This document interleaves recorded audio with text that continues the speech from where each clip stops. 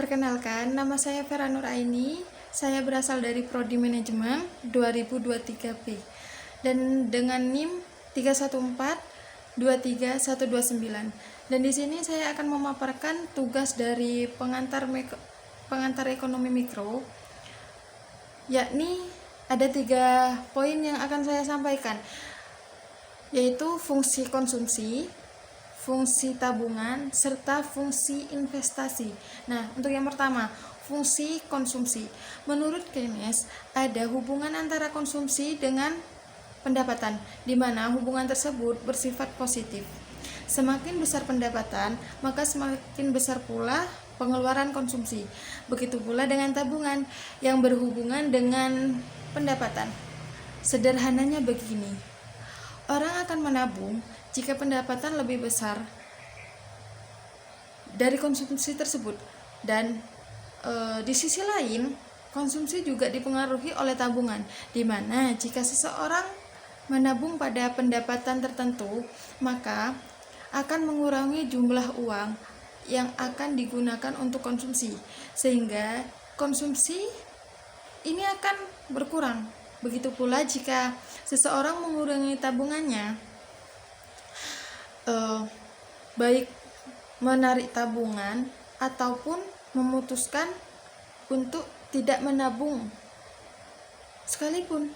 Nah, maka pendapatan akan bertambah sehingga konsumsi akan bertambah juga. Lanjut, untuk konsumsi otonom, yaitu besarnya pengeluaran konsumsi pada saat pendapatan konsumen sebesar 0 atau tanpa pendapatan. Dana yang digunakan dapat diperoleh dari tiga sumber, yaitu mengambil tabungan, menjual aset, atau berhutang.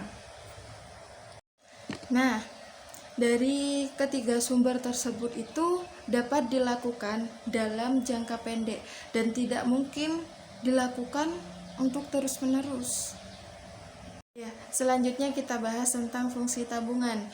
Tabungan atau yang bisa kita sebut dengan saving ini adalah hasil pendapatan yang tidak dibelanjakan oleh konsumen, serta dengan kata lain, besarnya pendapatan merupakan jumlah yang akan dikeluarkan untuk dikonsumsi dan ditambah dengan yang ditabung. Seperti itu. Kita juga membahas tentang tabungan otonom, sama seperti yang sebelumnya kita bahas di fungsi konsumsi. Kalau tabungan otonom ini yaitu besarnya tabungan pada saat konsumen sebagian besar 0 atau tidak berpendapatan. Nah, konsumen ini tidak dapat menabung karena tabungan otonom ini pasti negatif, karena dananya ini dipergunakan untuk mengkonsumsi. Nah, selanjutnya kita bahas